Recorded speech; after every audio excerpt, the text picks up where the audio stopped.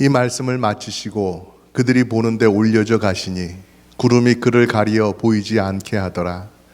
올라가실 때에 제자들이 자세히 하늘을 쳐다보고 있는데 흰옷 입은 두 사람이 그들 곁에 서서 이르되 갈릴리 사람들아 어찌하여 서서 하늘을 쳐다보느냐. 너희 가운데서 하늘로 올려지신 이 예수는 하늘로 가심을 본 그대로 오시리라 하였느니라.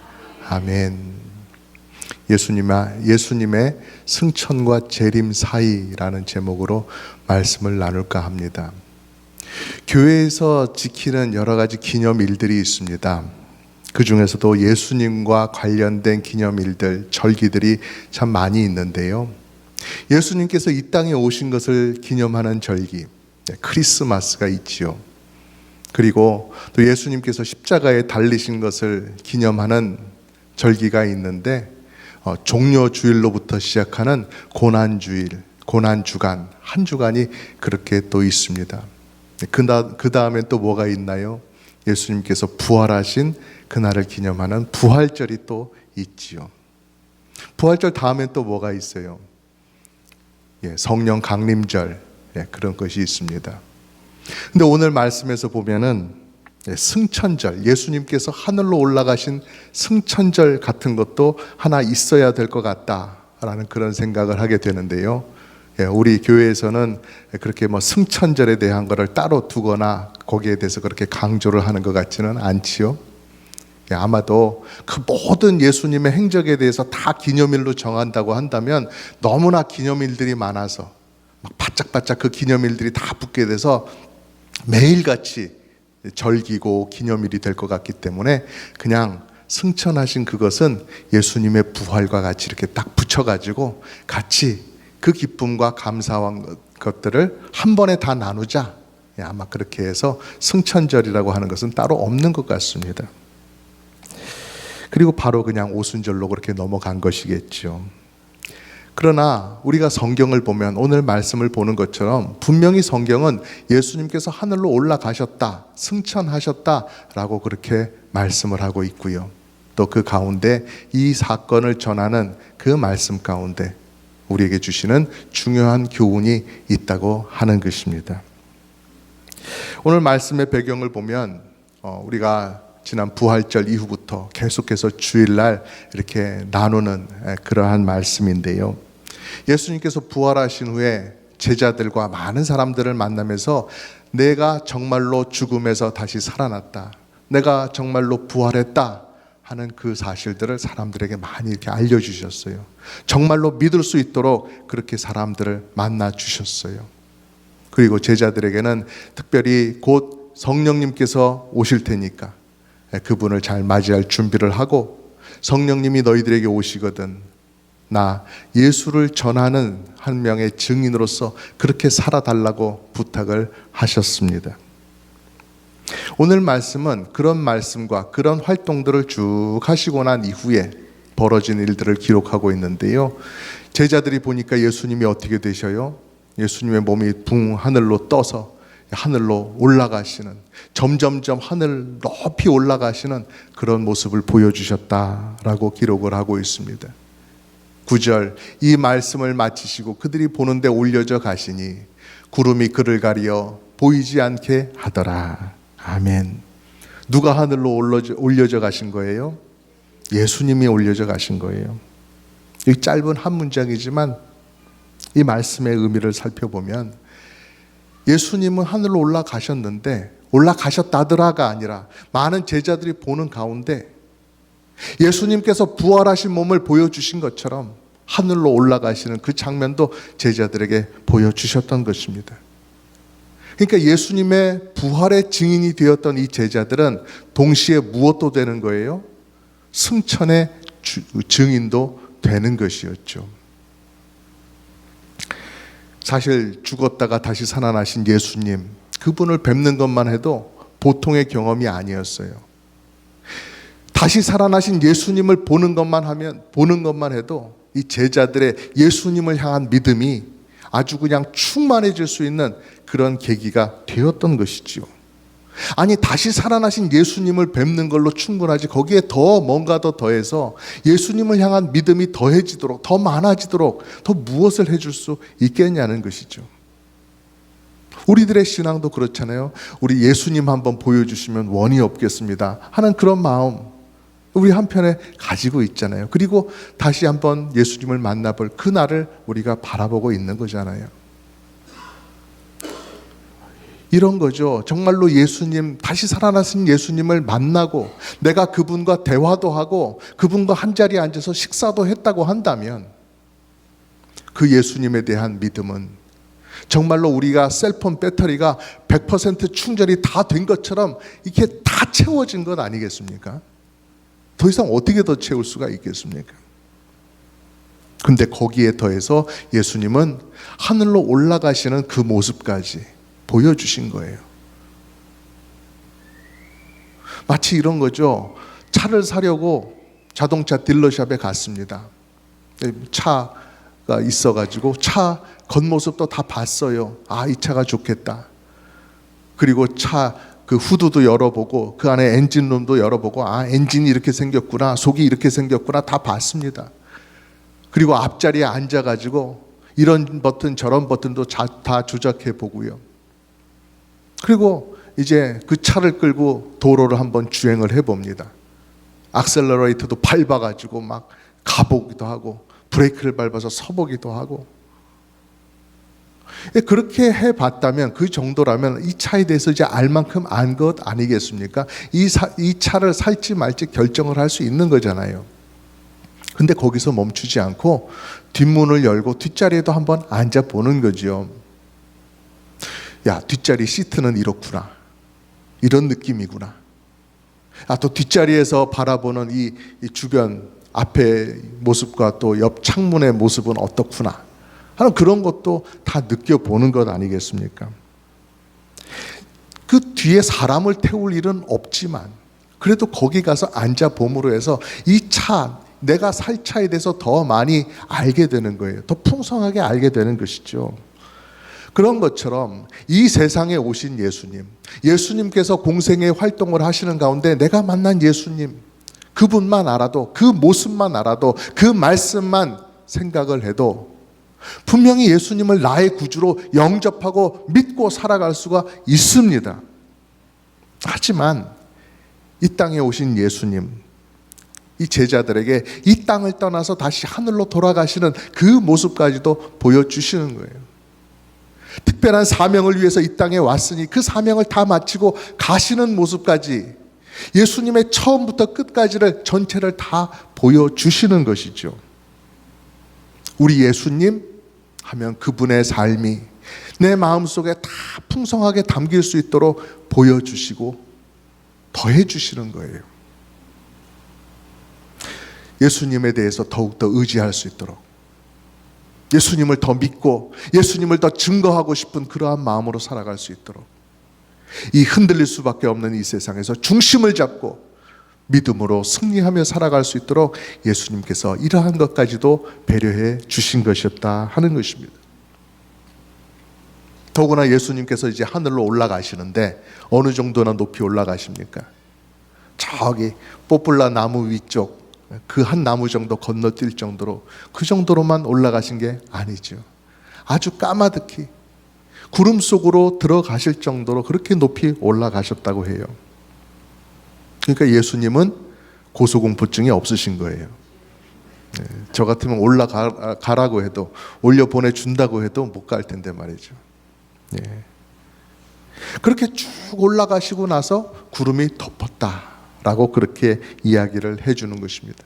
그래서 예수님께서 올라가셔서 계속해서 가신 곳, 그곳이 뭐 저기 달이나 또 뭐 목성이나 뭐 이런 데로 가셨다라는 것이 아니라 영적인 하늘나라에 가셨다라는 것을 우리들에게 알려준다라는 것입니다.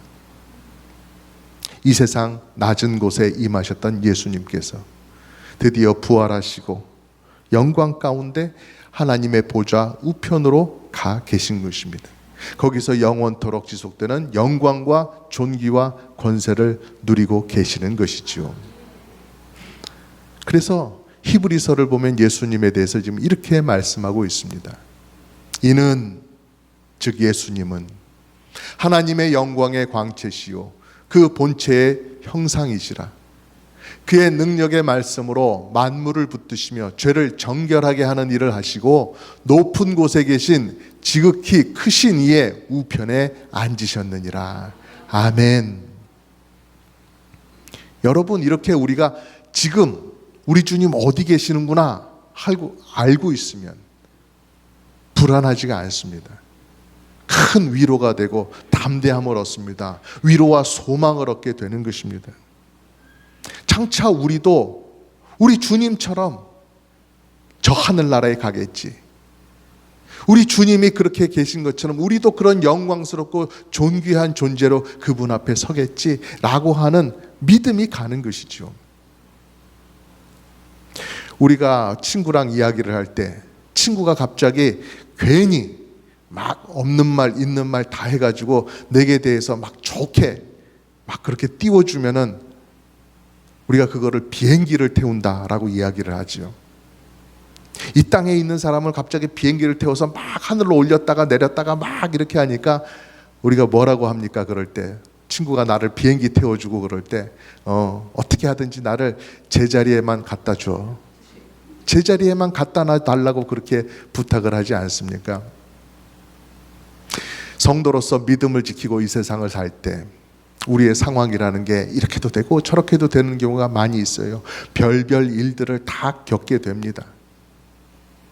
때로는 우리가 참 존귀하게 인정받고 사랑받고 우리 형제 자매들한테 그렇게 살아가는 것 같다가도 때로는 이 세상에서 모욕을 받고 조롱을 받고 땅바닥에 팍 내팽개친 것처럼 그런 비참한 경우를 당하기도 해요. 그런데 그런 우리의 삶, 올라갔다가 내려갔다가 이쪽으로 처박혔다가 저쪽으로도 갔다가 하는 그러한 삶을 사는 것 같지만 마지막에는 어떻게 돼요? 딱 제자리에 가게 되는 것입니다. 우리 주님께서 하나님 보좌 우편에 앉아 계신 것처럼 우리도 하늘나라에 가게 된다는 것입니다. 영광과 거룩함이 있는 그 나라, 하나님 아버지께서 받아들여 주시고 품어주시는 그 나라에 나도 가게 된다. 바로 그 사실 때문에 크게 마음의 위안을 얻게 되는 것이죠. 그럼 된 건 아니겠습니까? 조금은 이 땅에서 흔들릴 수도 있는 것이죠. 이 땅에서 조금 낮은 자리에 처할 수도 있는 것이죠.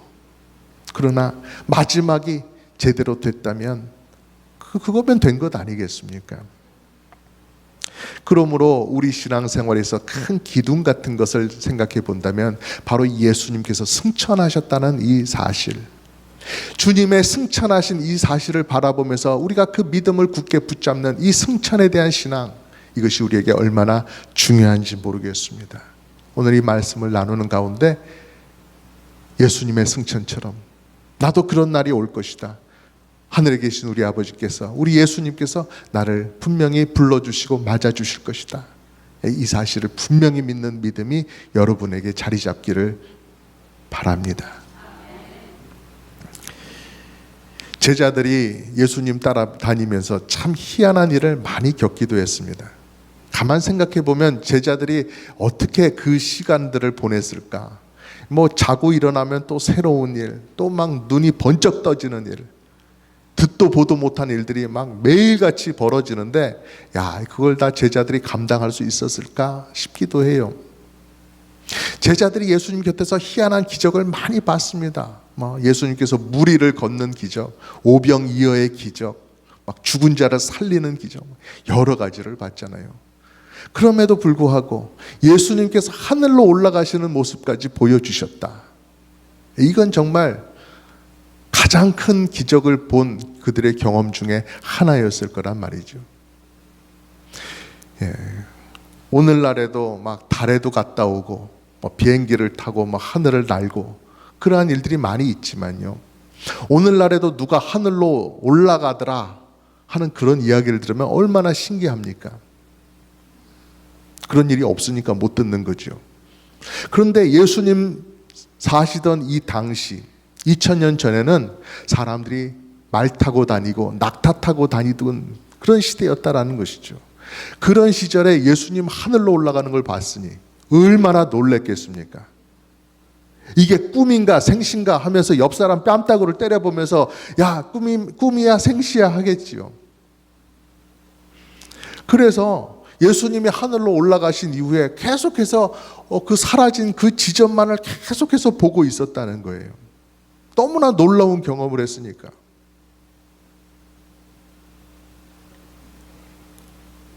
그와 동시에 어떤 마음이 들었을까요?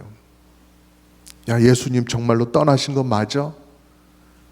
이제 더 이상 예수님 못 보는 거야? 그런 서운함, 아쉬움, 그런 짠한 마음들이 들었겠죠. 제자들의 마음을 어떻게 표현할 수 있을까요? 내 삶의 모든 것이 되시는 바로 그분, 나를 살아있게 하고 나를 움직이게 하고 나를 가치 있게 만들어주셨던 그분이 이렇게 점점 내 눈길이 닿지 않고 내 손길이 닿지 않는 저 먼 아득한 곳으로 가시는 그런 모습을 바라보면서 제자들은 너무 복잡한 마음을 가지지 않았을까 싶습니다. 그런데 그때, 바로 그때 흰옷 입은 두 사람들이 나타나서 이 제자들에게 말합니다. 이 두 사람에 대한 다른 소개는 없어요. 그저 흰옷을 입은 사람이었다라고만 이야기를 해요. 왜 그럴까요? 뭔가 중요한 말을 하면 그 사람이 누구인지 얘기를 해줘야 되는 것 아니겠습니까? 근데 흰옷만 입었더라.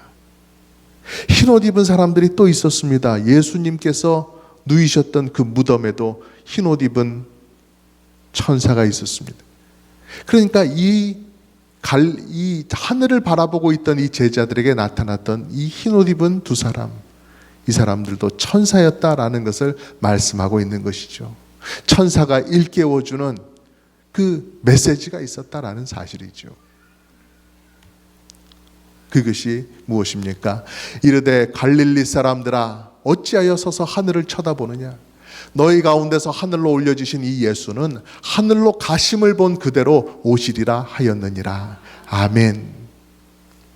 이 사람들아 어찌하여 서서 하늘만 쳐다보고 있느냐라고 하는 이야기죠. 언제까지 하늘만 쳐다보고 있겠는가? 당신들의 마음이 이제 가신 예수님에게 너무 이렇게 안타깝고 서운해서 예수님만 보고 싶어서 그분에게만 그렇게 생각하고 그러고 있을 수는 없다. 이제 각자의 자리로 돌아가서 각자의 삶을 살아라, 각자의 사명을 이루는 삶을 살아라, 그렇게 말하는 것이겠죠. 그리고 이어지는 말씀은 더 중요한 말씀이 있습니다.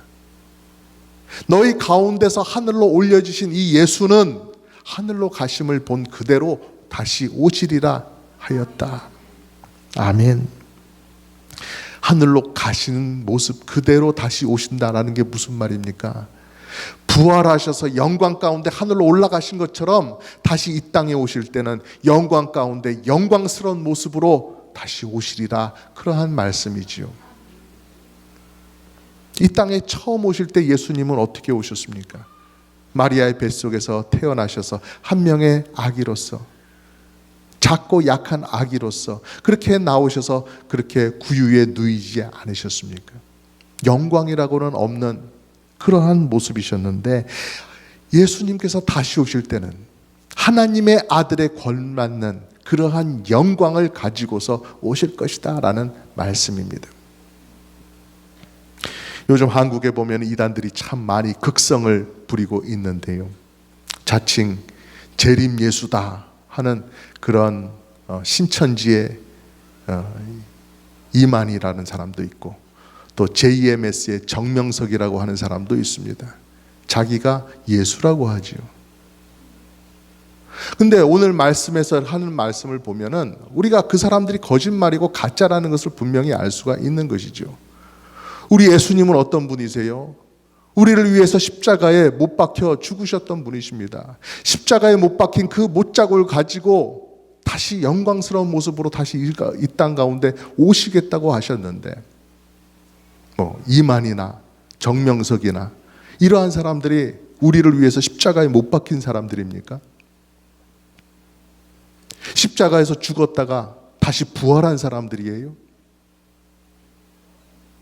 부활해서 승천한 사람들입니까? 예수님은 영광 가운데 다시 오신다고 하셨는데 이 사람들은 무슨 영광이 있어요? 다른 사람들처럼 다 그냥 어떤 아버지 어머니 밑에서 태어난 평범한 아기로 태어난 사람들 아닙니까?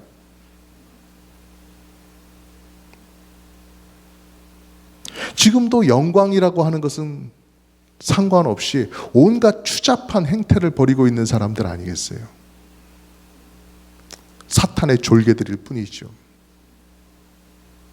여러분, 우리는 정말 이 말씀에 근거해서 진짜로 우리들에게 다시 오실 진짜 예수님을 제대로 기다려야 되는 것입니다. 제대로 기다리는 것이 무슨 의미예요? 다른 게 아닙니다. 복잡한 게 아닙니다. 말씀에 나타난 그대로 우리가 사도행전 앞부분에 보았던 그 예수님의 말씀 가운데 다 들어있는 것입니다. 이 앞에 5절 말씀에 너희는 몇 날이 못 되어 성령으로 세례를 받으리라 예수님께서 말씀하셨잖아요.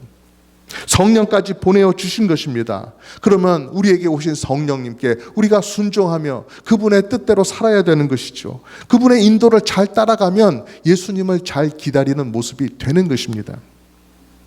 성령님께서 우리에게 무슨 말씀을 하세요? 밤에 은밀한 가운데 나타나셔가지고 어떤 주식에 투자를 해라. 그러면 한 쿼터에 15%의 이익을 볼 것이다. 이런 말씀을 하십니까? 내일로는 짜장면을 먹게 될 것이고 김 집사는 짬뽕을 먹게 될 것이다. 그런 이야기를 하십니까? 그런 것이 아니죠. 성령님은 더 중요한 말씀을 하십니다. 하나님의 말씀을 계속 생각나게 하고요. 그 말씀을 따라서 믿음으로 살게 하십니다. 거룩하게 살게 하십니다. 의롭게 살게 하십니다. 믿음과 소망 가운데 살게 하십니다. 예수님을 닮아서 살아가게 하세요. 그래서 서로 사랑하게 하시고 낮아져 헌신하게 하시고 믿음으로 인내하게 하시는 것입니다. 그래서 성령님을 따를 때 그런 삶의 열매가 우리 가운데 맺히는 것 아니겠습니까? 갈라디아서 5장 말씀인데 우리 같이 읽어보겠습니다. 시작. 오직 성령의 열매는 사랑과 희락과 화평과 오래 참음과 자비와 양선과 충성과 온유와 절제니 만일 우리가 성령으로 살면 또한 성령으로 행할지니. 아멘. 막 죄악에 익숙해서 살던 우리가 죄악을 행하면 너무나 기쁘고 너무나 즐겁고 너무나 달콤해하던 우리가 변화를 일으킨다는 것입니다. 막 우리 얼굴의 변화도 물론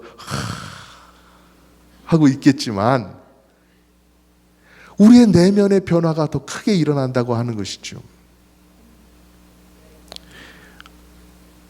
어머니께서 바라보시면서 야 다 때려 부셔야 직성이 풀리는 거 보니까 너도 네 애비 꼭 닮았구나 하던 이런 얘기를 듣던 사람이 바뀌어서 점점 예수님 닮은 사람처럼 사랑의 수고와 사랑의 눈물을 뿌리는 사람이 된다.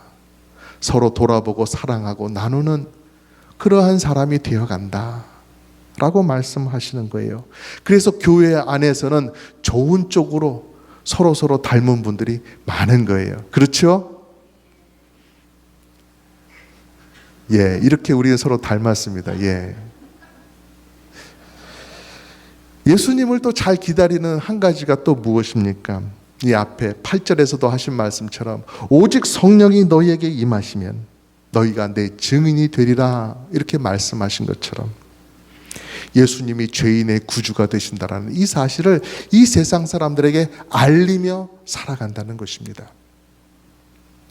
그러니까 예수님을 기다리는 그 성도의 삶을 다른 말로 한다고 한다면, 예수님을 제대로 맞을 준비를 하는 성도를 다른 말로 한다고 한다면, 성령님을 받고서 내 내면의 변화가 일어날 뿐만 아니라 내 주변에 있는 다른 사람들도 예수 믿는 사람이 될 수 있도록, 예수님으로 인하여 하늘의 복을 받을 수 있는 사람이 될 수 있도록 다른 사람들도 변화시켜가는 사람이 된다라는 말씀입니다. 성령님께서 오셔서 나를 주도해 가시는 그러한 삶을 가는데요. 거룩하고 가치 있는 변화가 내 속에서 일어나게 하시는 그런 삶을 살아가는데요. 이 세상의 주인이신 예수님에게 포커스가 맞춰져서 살아가게 된다는 것입니다. 사랑하는 성도 여러분, 우리는 예수님의 승천과 예수님의 재림, 이 사이에 있는 이 시대를 살아가고 있습니다. 여러분 중에 혹시라도 재림에 대한 믿음과 소망이 잘 생기지 않는다 하시는 그런 분이 있습니까? 아니, 예수님께서 다시 오실 그 날이 내 마음속에 그려지지 않는다 하신다면 예수님께서 하늘로 올라가신 이 승천을 바라보시길 바랍니다. 예수님께서는 올라가신 그대로 다시 오시리라고 하셨기 때문입니다. 만약에 오늘 말씀에 나타난 승천에 관한 말씀, 이 말씀도 내가 잘 믿기가 어렵다 라고 하신다면 부활하신 예수님을 바라보시기를 바랍니다. 예수님의 부활도 잘 믿기가 어려우십니까? 그렇다면 마지막으로 십자가에 달려 나를 위해서 피를 뿌려주신 그 하나님의 아들을 바라보시기를 간절히 바랍니다. 내 죄를 대속하기 위해서 하나님의 아들께서 이 땅에 오셨고 나를 위해서 그 고난과 수치가 있는 십자가에 매달려 죽어주셨습니다. 그렇다고 한다면 십자가의 죽음 이후에 나타나는 부활, 승천, 재림, 영광 가운데 이루어지는 이 모든 일들은 우리 주님에게 더욱더 당연한 일이고 더욱더 자연스러운 것 아니겠습니까? 여러분, 우리는 믿음으로 예수님과 연합이 되어 있습니다. 예수님과 하나가 되어 있어요. 그래서 예수님께서 다시 오실 때 마치 신랑이 신부를 데리러 오는 것처럼 오겠다, 그렇게 말씀하셨잖아요. 얼마나 즐거운 기다림입니까? 이 즐거운 소망을 우리가 분명히 품을 수 있는 그러한 이유는 예수님께서 이 땅에 계시지 않고 지금 저 하늘에 하나님 보좌 우편에서 다시 이 땅에 재림하실 날, 그날을 손꼽아 기다리고 있기 때문에 그렇습니다. 그러니 여러분 모두 승천의 신앙 굳건히 붙잡으시고 예수님이 오실 날을 잘 기다려 주시기를 간절히 바라며 주님의 이름으로 여러분을 축복합니다.